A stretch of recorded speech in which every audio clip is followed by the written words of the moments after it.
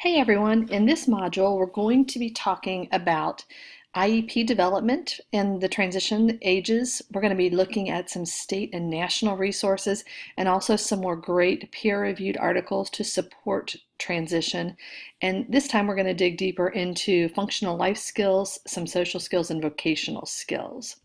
So in addition to watching the video, you'll want to make sure you check out the course announcements in case there are any new links or information that you'll want to check out, and make sure that you are using the Advanced Organizer to start your research. Before you start your research for your Advanced Organizer this week, I'd highly recommend you read this new article by Rivera Jimenez et al. It's a great article that was published in the DPHMD journal.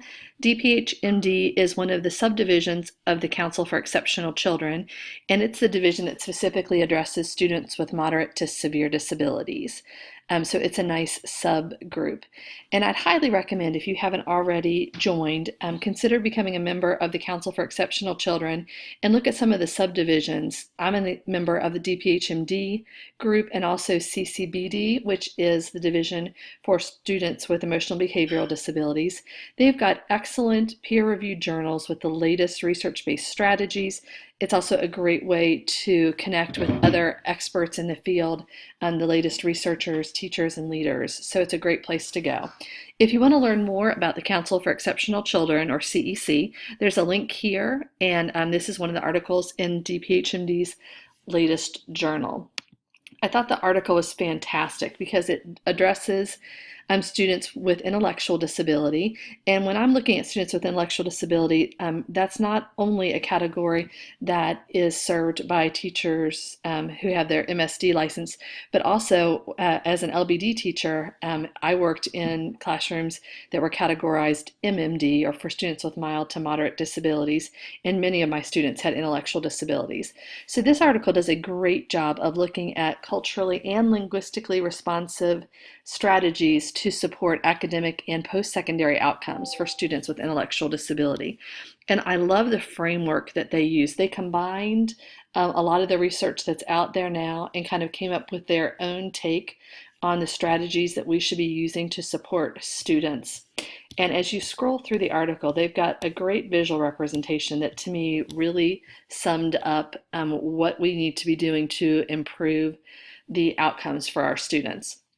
And that incorporates not only using technology and supporting self-determination, but using that all-important UDL model, looking at that safe learning environment so students feel comfortable to learn, incorporating their cultural information, using that systematic and explicit direct instruction that's recommended in the Kentucky guidance document, providing multiple opportunities across multiple locations to learn, and also providing primary language support when it's needed. So this great visual really, to me, spoke of the importance of making sure that we're using everything individually, but we're also incorporating it all together. So a fantastic article that I'd love for you to take a look at as you work through Module 4. As you work in the Advanced Organizer in Module 4, you're going to be given the opportunity to look at 2 videos. This IEP Transition Refresher is a 1-hour webinar, but it has some fantastic information that I think you'll find really helpful. There's also a presentation on transitions that you'll want to check out. You've got an opportunity to summarize 3 articles. If you're working with students with intellectual disabilities, I'd highly recommend that you look at the article that is attached to the Advanced Organizer for Module 4. There are also multiple other articles. I've given you more than 10 here that you can check out. One that I'd really recommend is down here in the second group, and it's this Espiner article, and it is from Teaching Exceptional Children, and talks about engaging students and their families in educational planning. So it looks not only at self-determination, but it gives you some great information about this student-centered educational planning strategy that they call the 3E plan. And the 3E plan, they do a great job of outlining this engage, envisage, and enact. So great article. You're welcome to look at any 3 articles that you would like, from among this set and also the Rivera article. But do what works best for you, and it's always a great idea to save these articles for later to review, and they've all got great information. In your textbook this week, we're going to be looking at Chapter 6, which looks at functional life skills, and it has some fantastic assessment information and also talks about the key skills you need to help teach. We'll also look at some vocational assessments and what works best for our students. There's also a link to the Kentucky Office of Voc Rehab that gives you some good information if you're not already familiar with them. Finally, we're going to go to a federal resource since we're looking at a state resource. Parent Center Hub gives some good information about the federal plan for transition that will give you some good guidance for what we can do at a federal level to support families. In addition to working through the Advanced Organizer, you're going to be looking, and please excuse if you can hear my 5-year-old, she's home from school early today and watching a video, so excuse the happy exclamations she's making. You're going to be looking at your live binder and starting to work through some of those links. And you will also have the opportunity here to upload your link for bonus points. So if you'd like some bonus points, please do that. There is a video and an example binder for the live binder, so I won't cover that in this video, but make sure that you check out the video and account information that's included in the live binder assignment. In your discussion board, you'll be responding to peers from our last post, looking at more detailed information about self-determination and IEP meetings, what we can do to support families, and looking at those areas that are further outlined in your module this week. If you feel like for Module 3 you didn't share enough information in your initial post, feel free to reply to your initial post and add to your comments. And if you've got any questions, please check in. I'm always happy to chat and make sure that everybody's comfortable with the content. I'm going to go back up real quick and talk about something that's kind of an additional resource that I've shared, and these are research-based strategies. So as you're working through your Advanced Organizer and thinking about assessments and functional skills, know that these research-based strategies are the key ways that we should be teaching students.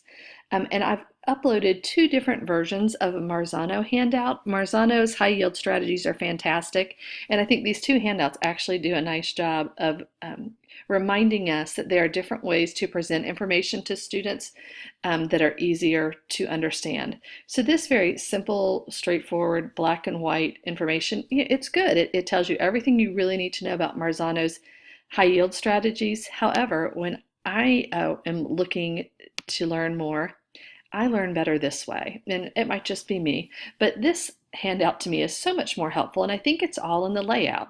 It's the same 9 high yield strategies. It talks about what the research says, and then here we've got this column, how it looks in the classroom. So what might I be doing in my classroom to show that? So we know that a great way for students to increase in achievement is for them to identify similarities and differences. So what might I do in my classroom?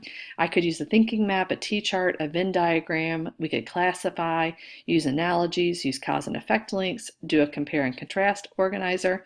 This helps me so much to know, okay, check, I want to make sure I do this so that we're looking at identifying similarities and differences. So just a thought that, 2 pieces of information presented in 2 different ways, and one of them to me is a quick and easy way to use it, and the other one requires me to do a lot more reading and analyzing. Not as easy for me to use. So feel free to use the one that works best for you, but know that Marzano's 9 high yield strategies are fantastic for supporting student learning. The Kansas evidence-based learning strategies are also super important when we're looking at transition skills. And these skills specifically help when I'm looking at teaching reading, acquiring vocabulary, and understanding text structure, which we know as students are in those transition years, they're looking at larger and larger pieces of content information. So if you'll go through the Kansas strategies, it gives a great step-by-step guide in what we can do to support students with research-based strategies, including paraphrasing and summarizing, using the inference strategy, how a strategy to support paraphrasing, looking at word identification. Great information here for strategies to support student learning. All right, well, happy learning in Module 4. Let me know if you have questions. I'm looking forward to chatting with you in discussion board.